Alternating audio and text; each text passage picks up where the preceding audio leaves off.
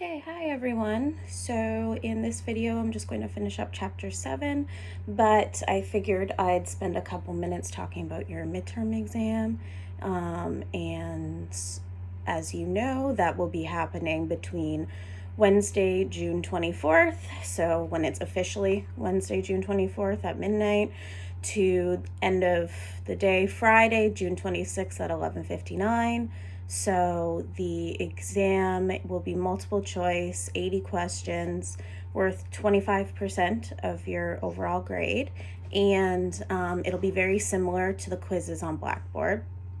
The only difference being that instead of seeing all the quizzes at once, you'll see them one at a time, but you can backtrack to an earlier question if you want to change your answer or anything. You'll have one attempt to complete the exam. So like the quizzes, if you complete and save and submit, then you can't try again. So make sure to save your answers as you go and don't hit save and submit until you're actually done and until you're like confident and ready to submit, because you won't be able to go back and do it again. So I've been asked, is it technically open book or is it closed book? And obviously you're at home on your computers and I really can't regulate that. So it's meant to be closed book, but I can't do anything to stop you. Plus, there's learning theory suggests that you actually learn to reinforcement when you look things up. So you might actually be learning even if you're technically cheating and using your book. So I encourage you to actually try and do this the old-fashioned way without your book, but there's nothing I can do to stop you. So like I said, it'll be available between Wednesday and end of day Friday. So that means you can take as long as you want on it. But I mean, it's only 80 questions, so I'd imagine it would only take you like an hour, hour and a half, tops. If it was, in a real life setting, you'd probably get like 90 minutes to do it. So I'd imagine it shouldn't take you more than an hour and a half. You can like exit and come back in. I'm not doing forced completion. I think I said before that I was going to, but given the fact that all the courses at the university are online right now, it's recommended that we don't do that.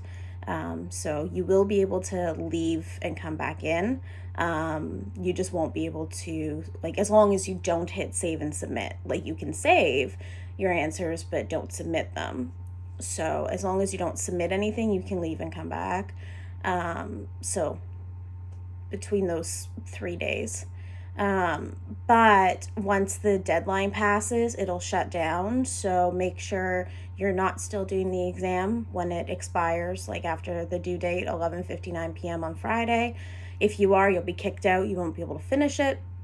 Any unsaved answers won't be saved, etc. So, especially with, social isolation and everything going on, the reason that the questions appear one at a time is to prevent cheating, like working in groups. But I know with social isolation, you may not be working in groups anyway. But questions are appearing randomized and the answers within the questions are randomized. So, your question one most likely won't be someone else's question one.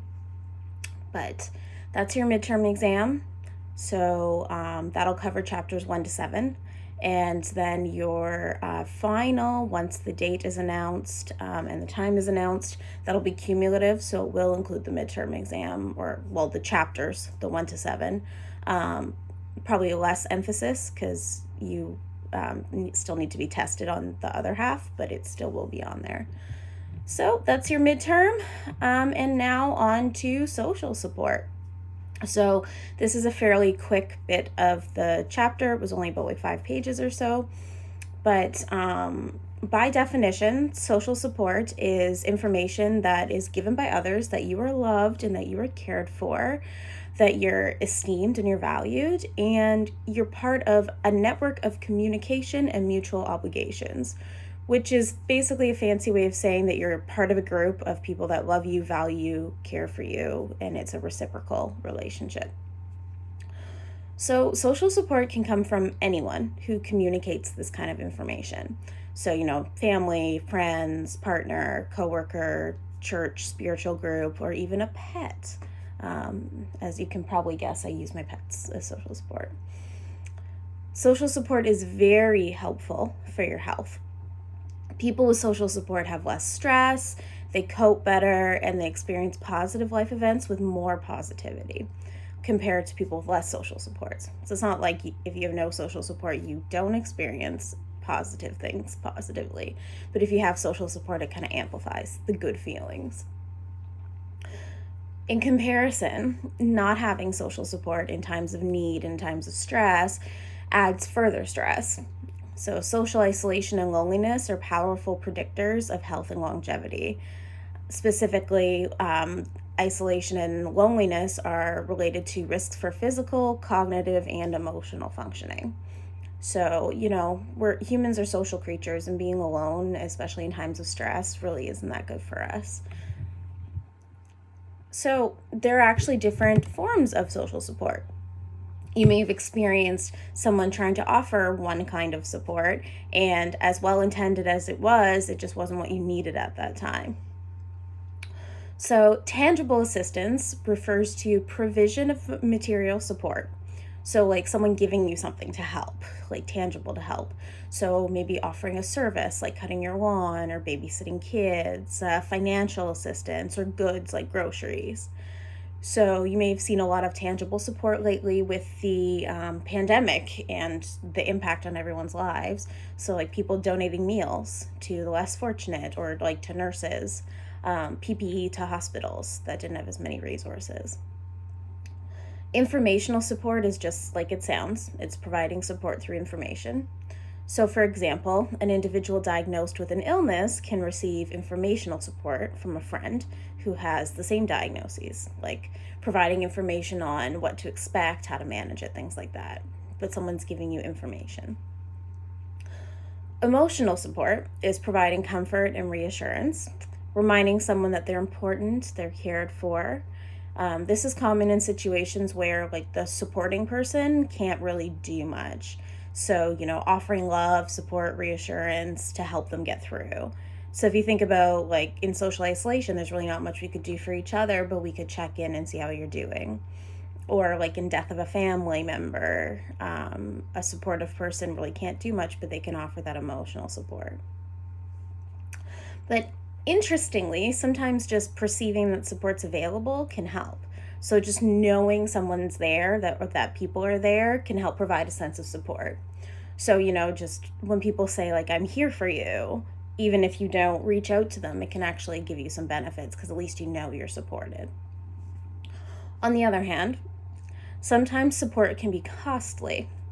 So, like my example of people providing maybe the wrong kind of support, or sometimes people's methods of support can be a bit too much, which we'll talk about. Or even sometimes people providing support can produce a sense of guilt in the person receiving it because they're taking another person's time and attention. So, to avert these possible costs, research suggests that the most helpful form of support is invisible support, where people receive help without being aware of it. So, support is obviously good for you, and it can also impact illness. So, specifically, social support can lower the likelihood of illness developing. So, people with social support are less likely to get sick. Further, social support can speed up recovery from an existing illness and reduce the risk of mortality to serious disease. Social support can also impact health behaviors, which would consequently impact health and illness. People with higher levels of social support are more likely to seek and use health services and follow medical regimens or, like, your treatment plan. So, it's possible that support encourages the person to seek help, like you have someone actually saying, go get some help for this, or tangible support may make it possible, like, for example, providing childcare so a person can go to the doctor. But on the flip side, if the social circle providing the support practices health compromising behaviors, then social support may have a negative impact on health. So, for example, a social group who uses drugs or alcohol in excess In these instances, the positive effects of support can be possibly mitigated, so you're not getting the positive effects, and negative impacts may arise, like increased risks of cold or flu.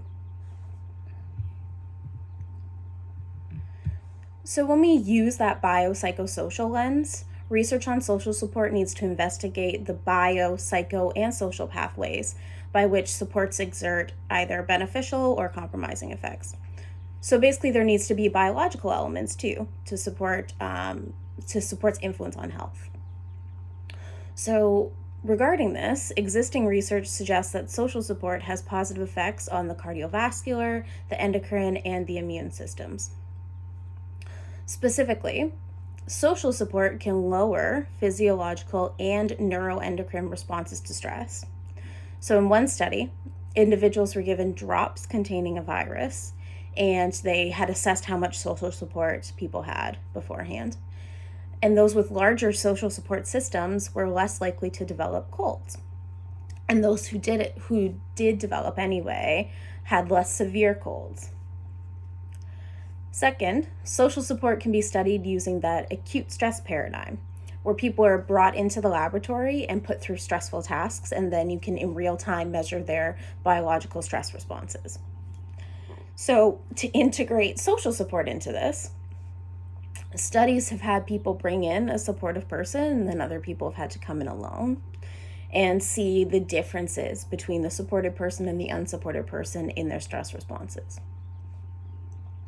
So from these kinds of studies, research has shown that social support is related to decreased cortisol responses, so that decreased stress response, better immune functioning, and less allostatic load from the stress.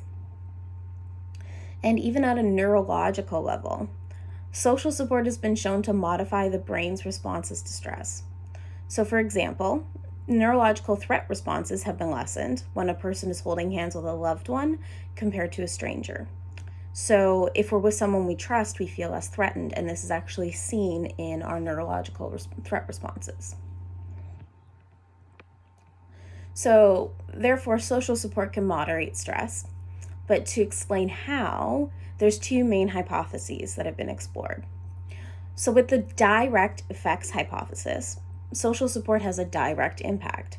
Specifically, this hypothesis posits that social support is generally beneficial during both stressful times and non-stressful times.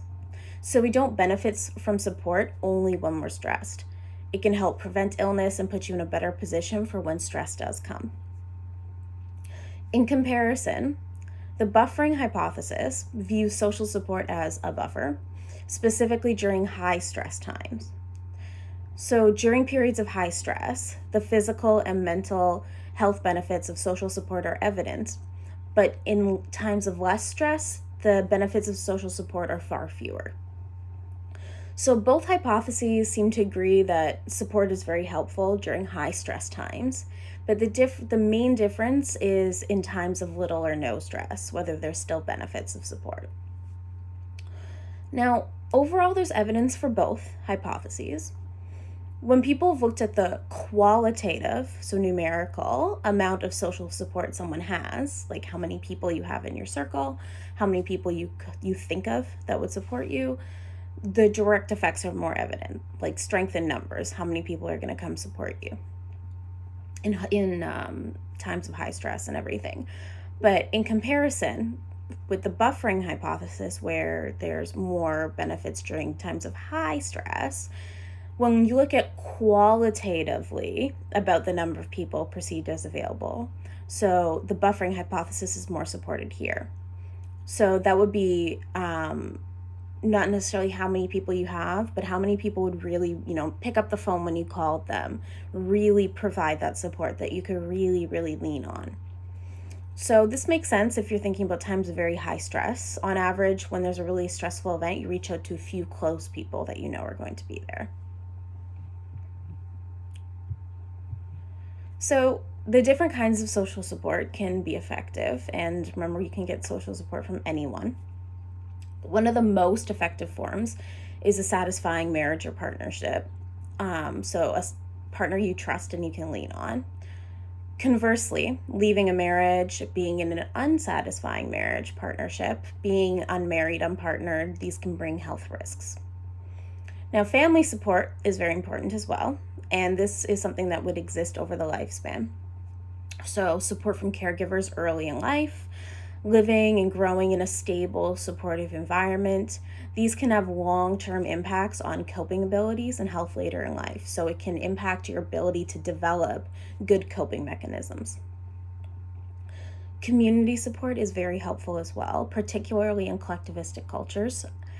Community support can extend to spiritual communities and congregations as well. So, with all the different types of social support, some are more effective than others for certain times. So this is that matching hypothesis, where support that meets the needs of a stressful event is the most effective. Your textbook gives a pretty good illustrative example of this. If you need to borrow a car and a person offers emotional support, that won't be very effective because you need tangible support at that time of a car. So support is effective, but it needs to match the needs of the situation. So when you think about who provides the support, social support isn't as effective. It can be ineffective if it isn't useful for the situation, and it'll be more effective if it's the right person providing it.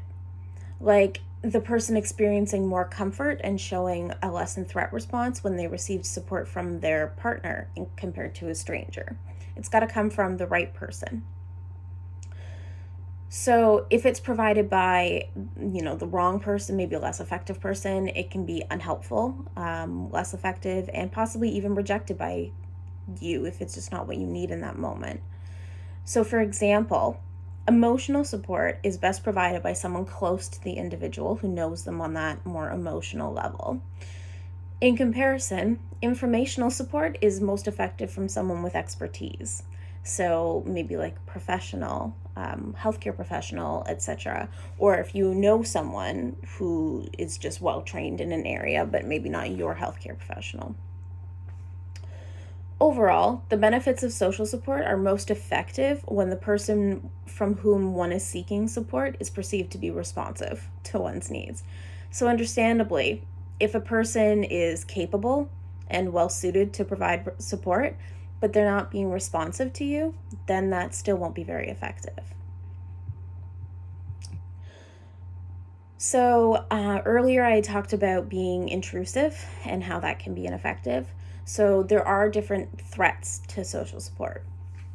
So when you look at what gets in the way of social support, understandably, if people are under stress, this can impact the social support that's offered to them. So sometimes people can be so distressed that they either withdraw from people or they kind of transfer that distress onto other people, and this might push the other people away. And this would therefore lessen the social support that's around you. And like I said, sometimes people don't provide the needed support and could react in an unsupportive manner, which can aggravate the event. Sometimes people mean well, but just do too much. Too much support or overly intrusive support can make stress worse, like possibly overwhelm a person. So if you have anyone in your life that's very well-meaning, but it's just like too much, they mean well, but this can almost like take away any of the positive effects of the support just because it's too much, it's too overwhelming.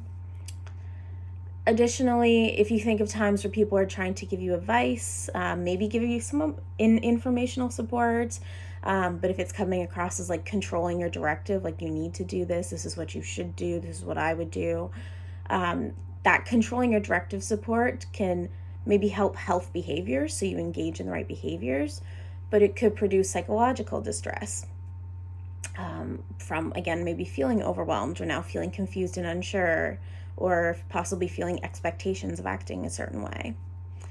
So for example, overbearing family member trying to advise you, but coming across as telling you what to do, maybe explaining your situation to you. All these kinds of things can threaten any of the benefits to social support. So the best social support comes from the right person, fits the needs of the stressor, isn't intrusive, controlling, or directive, So it's all about finding out what you need and like what the type of support you need and who are the people that would be able to give that to you. And if you're giving social support, it's about, again, knowing what the person needs and assessing whether you're the person that can give it to them. But working at a level that meets the needs of the individual. So that's what I am covering on social support. There's still a couple things about giving social support in the textbook, so be sure to read the entirety of chapter 7. And don't leave your midterm till the last minute. I know you have 3 days to do it, and it should only take like an hour, probably between 45 minutes to an hour and a half. But you don't want to count on any issues happening, so don't leave it till the last minute, because I don't want you guys to get cut off at the deadline. And like with the quizzes, you will be able to see all the answers after the deadline. So the next day I'll go in and release all the answers. But otherwise, good luck. Take care of yourself, and I will talk to you later with chapter 8.